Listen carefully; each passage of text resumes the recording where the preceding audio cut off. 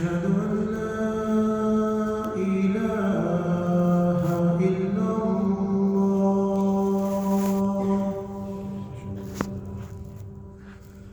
أشهد أن محمدا رسول الله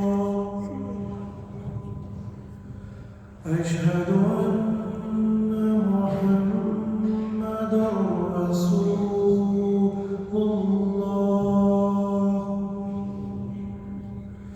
حي على الصلاة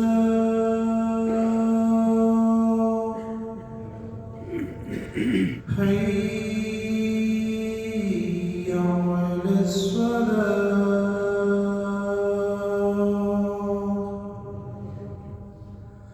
حي على الفلاح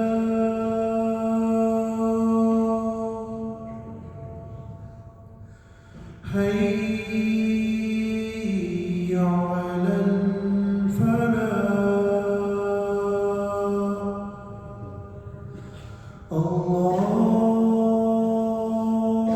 أكبر الله أكبر لا إله إلا الله الحمد لله الذي جعل الأسرة نعمة تصال ومودة تستدام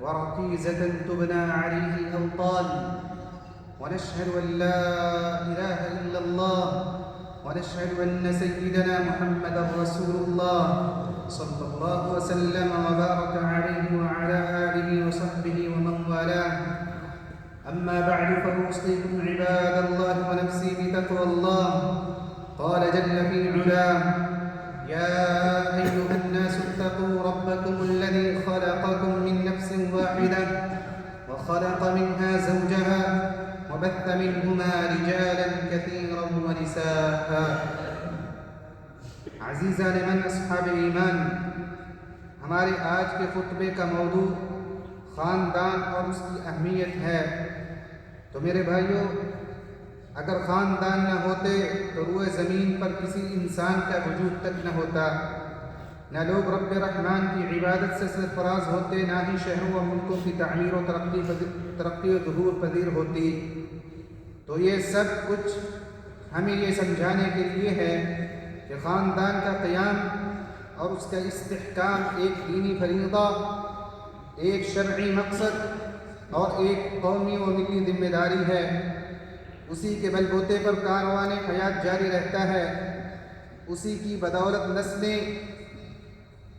اطاعت الہی کی توفیق سے ہمکنار ہوتی ہیں اور اسی کے ذریعے خدا تعالیٰ کی زمین اس کے بندوں سے آباد و معمور ہوتی ہے چنانچہ اپنے خاندان کی تشکیل تمام انبیاء کرام علیہم السلام کی سنت مبارکہ رہی ہے ارشاد باری تعالیٰ ہے وَلَقَدْ أَرْسَلْنَا رُسُلًا مِّن قَبْلِكَ وَجَعَلْنَا لَهُمْ أَزْوَاجًا وَذُرِّيَّةً اور حقیقت یہ ہے کہ ہم نے تم سے پہلے بھی بہت سے رسول بھیجے ہیں اور انہیں بیوی بچے بھی عطا فرمائے ہیں اللہ رب العزت نے قرآن مجید میں آدم علیہ السلام اور نوح علیہ السلام کے خاندانوں کا ذکر فرمایا اسی طرح حضرت ابراہیم علیہ السلام اور حضرت عمران کے خاندانوں کا تذکرہ فرماتے ہوئے ارشاد باری تعالی ہے وآل ابراہیم وآل عمران اور سورہ یوسف میں خاندان یعقوب علیہ السلام کا تفصیلی قصہ بیان فرمایا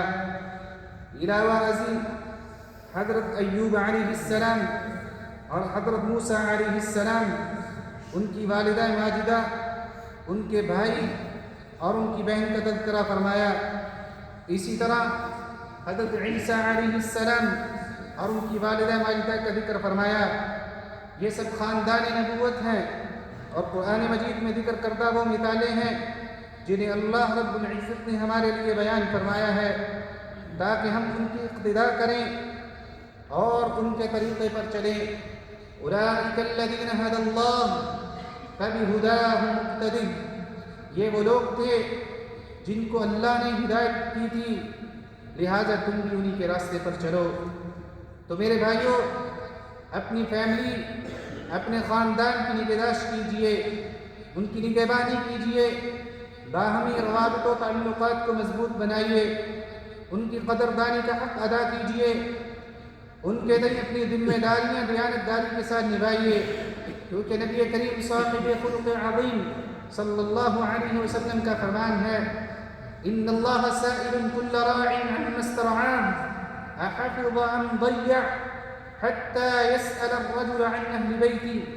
بے شک اللہ تعالی ہر نگران سے اس کی رعیت کے بارے میں سوال کرے گا کہ اس نے اس کی حفاظت کی یا اسے ضائع کر دیا، حتیٰ کہ وہ بندے سے اس کے گھر والوں کے بارے میں بھی پوچھے گا.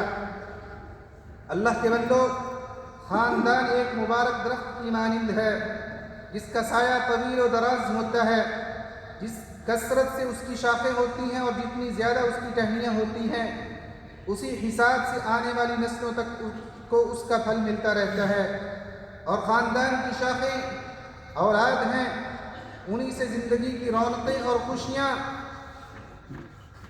بام عروج کو پہنچتی ہیں. ارشاد باری تعالی ہے: المال والبنون زینۃ الحیات الدنیا. مال اور اولاد دنیاوی زندگی کی زینت ہیں.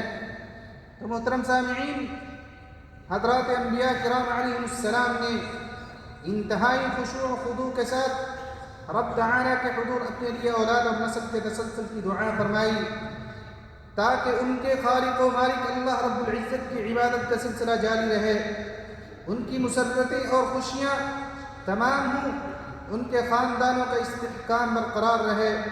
چنانچہ ابراہیم علیہ السلام نے یہ دعا فرمائی: رب هب لی من الصالحین. میرے پروردگار، مجھے ایک ایسا بیٹا دے دے جو نیک لوگوں میں سے ہو. اور حضرت زکریا علیہ السلام نے فرمایا: فَهَبْ لِي مِن لَّدُنْكَ وَلِيًّا يَرِثُنِي وَيَرِثُ مِنْ آلِ يَعْقُوبَ. لہذا آپ خاص اپنے پاس سے مجھے ایک ایسا وارث عطا کر دیجئے جو میرا بھی وارث ہو اور یعقوب کی اولاد سے بھی میراث پائے. میرے بھائیوں، کثرت اولاد کی اہمیت کے پیش نظر نبی کریم صلی اللہ علیہ وسلم نے ہمیں اس کی ترغیب دی. آپ علیہ السلام کا ارشاد ہے: تزوج الودود الولود. خوب محبت کرنے والی اور زیادہ بچے پیدا کرنے والی عورت سے شادی کرو. تو اللہ کے بندو، کس چیز نے آپ کو اولاد کی کثرت سے روک رکھا ہے؟ کیا آپ کو رزق کی تنگی کا خوف لاحق ہے یا ان کے اخراجات آپ کو بھاری محسوس ہوتے ہیں؟ کیا آپ یہ نہیں جانتے کہ اولاد کا وجود تو سراپا برکت ہے؟ جسے اولاد سے نوازا جاتا ہے اسے رزق بھی عطا کیا جاتا ہے، اور جو بچہ پیدا ہوتا ہے اس کے ساتھ اس کا رزق بھی پیدا کر دیا جاتا ہے. تو جو اس بات کو سمجھنا چاہے وہ سمجھ ہی لیتا ہے، اور جو اس سے لا علم رہنا چاہے وہ جہالت ہی اس کا مقدر بنتی ہے. ارشاد باری تعالی ہے: ومن اصدق من اللہ قیلا. اور اللہ سے زیادہ بات کا سچا کون ہو سکتا ہے؟ ایک دوسرے مقام پہ فرمایا: نحن نرزقهم وإياكم. ہم انہیں بھی رزق دیتے ہیں اور تمہیں بھی. تو میرے بھائیوں، اپنے آباء و اجداد کی طرف ایک نظر دوڑائیں اور دیکھیں کہ کیسے انہوں نے اپنی محدود ذرائع آمدنی اور تلخ ایام زندگی کے باوجود اپنے رب پر توکل کیا، اپنے رازق و مالک سے حسن ظن رکھا، اپنی نسل و ذریت کو کثرت سے بڑھایا. تو اللہ رب العزت نے ان کی اولادوں کو برکتوں سے مالا مال فرما دیا.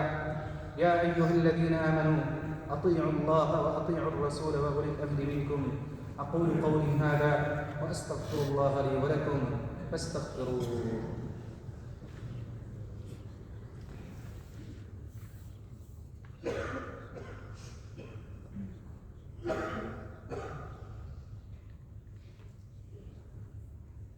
الحمد لله وحده والصلاة والسلام على من لا نبي بعده أما بعد عزیزان محترم اصحاب ایمان، اولاد کی کثرت آپ کے وطن کے لیے قوت ہے، آپ کے معاشرے کے لیے شرف و اعزاز ہے، آپ کے بڑھاپے کے لیے سہارا، اور روز قیامت آپ کے نبی صلی اللہ علیہ وسلم کے لیے باعث فخر ہے۔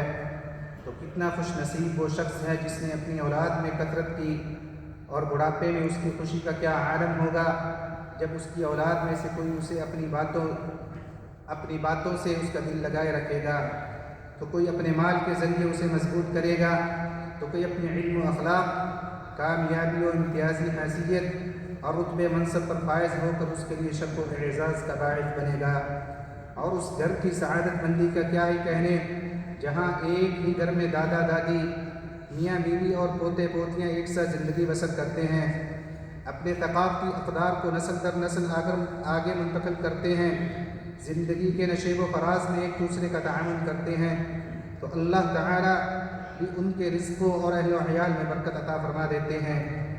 تو میرے بھائیوں، ہماری حکیمانہ قیادت نے خاندانی نظام اور اس کی اہمیت کے پیش نظر سال 2026 کو عام الاسرہ یعنی خاندان کا سال قرار دیا ہے، اس ایمان و یقین کے ساتھ کہ خاندانی نظام خوشحال و مستحکم معاشرے کی تکمیل کے لیے ایک اہم کردار ادا کرتا ہے، اور اس عزم و ارادہ کے ساتھ کہ خاندان کے تحفظ اور اس کی نگہداشت کو یقینی بنایا جائے تاکہ ہمارے خاندان ویسے ہی ہوں جیسا کہ اللہ رب العزت نے قرآن مجید میں فرمایا، میثاقا غلیظا، یعنی پختہ و بھاری عہد کہہ کر ان کی توصیف بیان فرمائی۔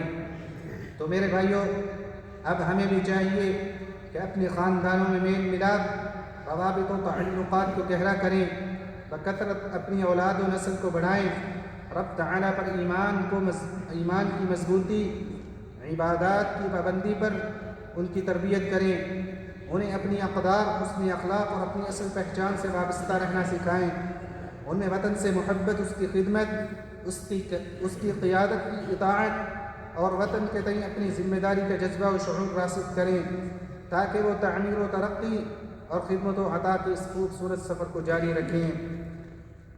هذا وصل اللهم على سيدنا ونبينا محمد الخاتم المرسلين وعلى آله وصحبه والتابعين، وارض اللهم عن أبي بكر وعمر وعثمان وعلي وعن سائر الصحابة الأكرمين.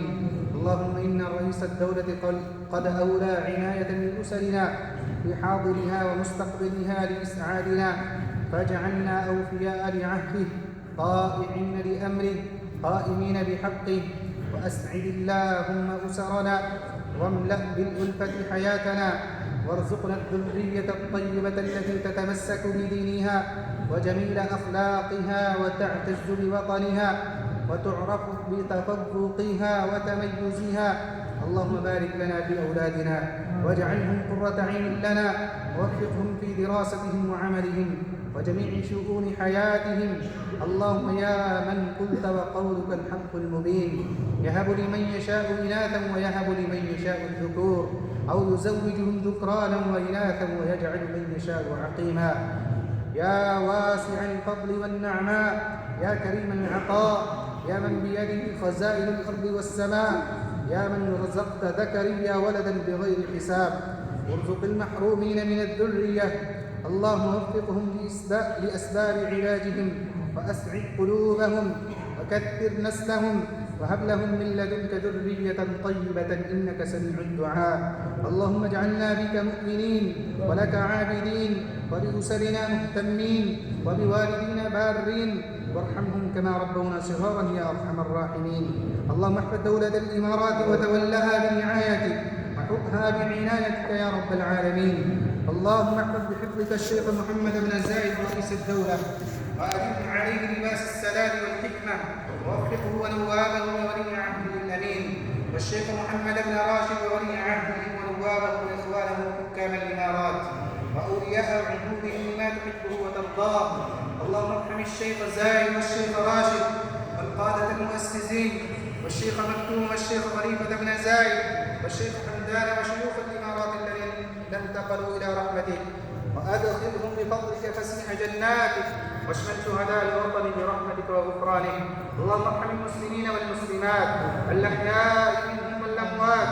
اللهم يا واسع الرحمة ويا عظيم المنة اسقنا الغيث ولا تجعلنا من القانطين. اللهم أغثنا، اللهم أغثنا، اللهم أغثنا. اللهم إنا نستغفرك إنك كنت غفارا فأرسل السماء علينا مدرارا.